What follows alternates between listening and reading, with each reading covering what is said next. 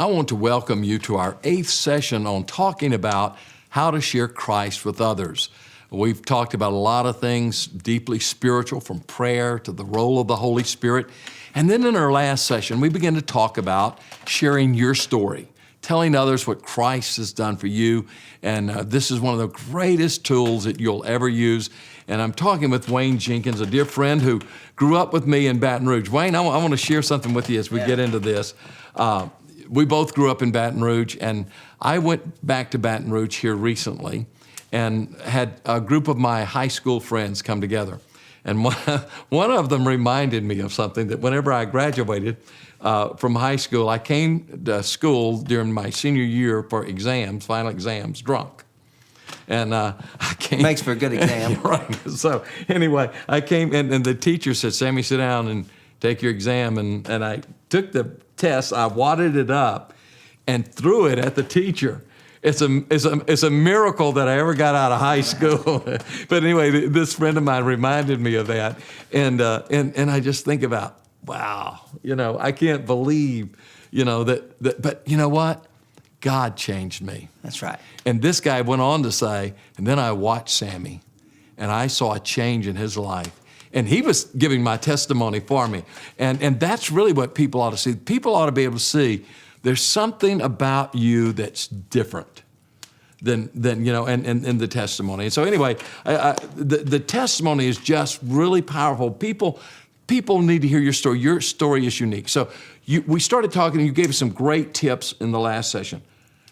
What goes into our testimony? Well, your testimony is really about your three aspects: your life before, the account, what took place when you came to know Christ, and what your life is like since you've come to know Christ. Now, those are the three elements. Probably no better example. Let me just say, for the person listening to this, I want to encourage you to write those three things down. Give them to it real quickly. All right, your life before. Your life before.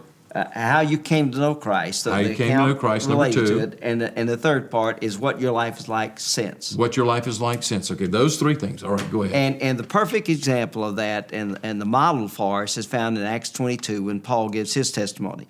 And you'll find there that in verses 3 through 5, Paul describes his life before Christ. Okay. And you can read all that passage. We don't have time in this to do it. And then beginning with verse 6, he describes how he came to know Christ. And then in verse 14, he describes some of his change. Not everything, of course, and that's the way your testimony will. You don't describe everything, but you describe some things about how Christ has changed you. Now, let me give you some hints on when you start writing your testimony.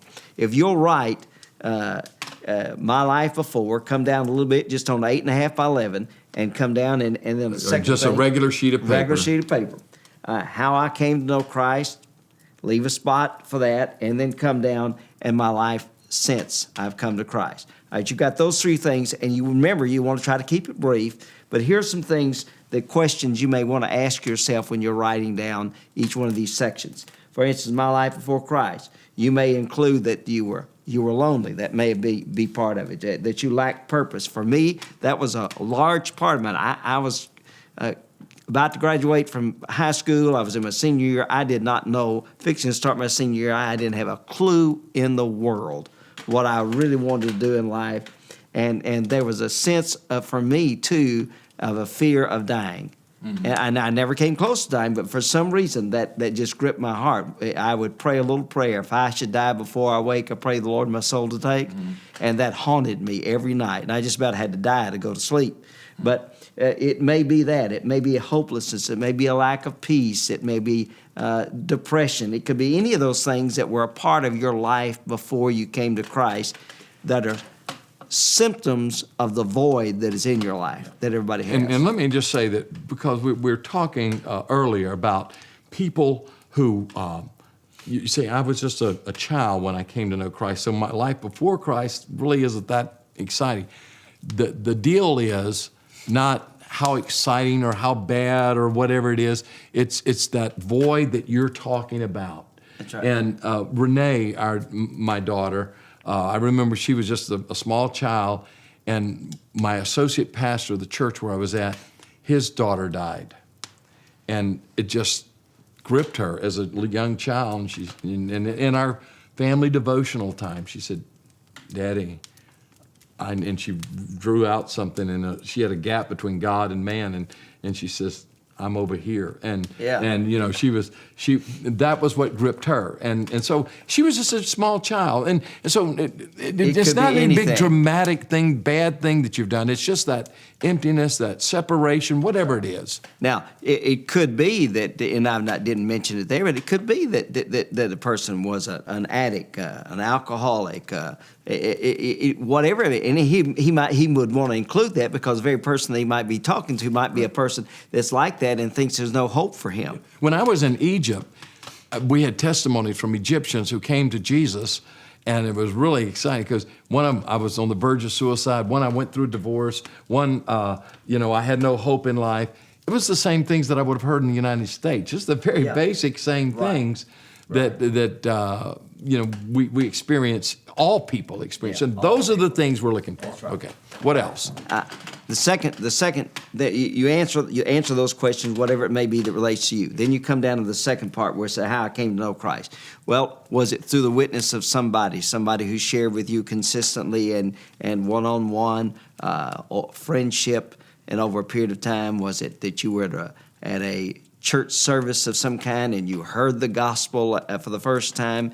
It may have been through a television broadcast. It could have been any number of things. Somebody may have given you a Mark New Testament, given you a tract. You read that, and I've seen that happen over and over to people, and they read that and God's Spirit convicted them. But whatever brought you to that point. Those things that God used to bring you to that point, okay? Yeah, that's what you want to emphasize in that second section, you know.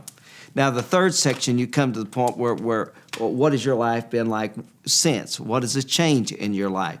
I think sometimes it's good to go back. For instance, if you had this fear of dying, for instance, like you said, Renee, and like I had, I can honestly say, when I say one of the ways that he changed my life is my wife can tell you to this day that when I lay my head on a pillow at night, I don't wrestle. I go sound asleep. It's not like I was, because I know where I'm headed, not because of my goodness, but because of Christ's mercy and His grace in my life. I know that if I die, I'd go to heaven. So I've got that wonderful assurance, and that's part of my testimony about what's happened to me. So you can relate back to the section 1.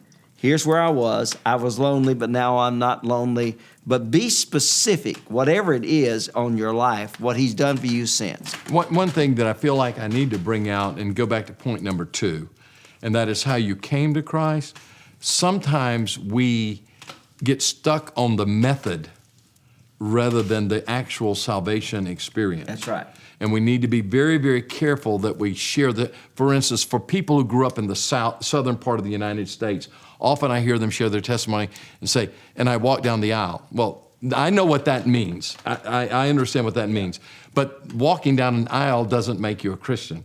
What they need to do is they need to say, and that day I invited Christ to come into my life, and then go into the change that He's made. So just be specific about that and remember the terminology. That's right. So I want to encourage you, those 3 things, just remember those 3 things. You write them down and write them out. And then I want to encourage you to pray. We talked about prayer in an earlier session. Pray that God would give you someone to share your testimony with this week. This week, that you would share your testimony with someone. And God's going to give you one of those divine appointments, and He's going to use you. And then we want to hear back from you how you shared your testimony with someone.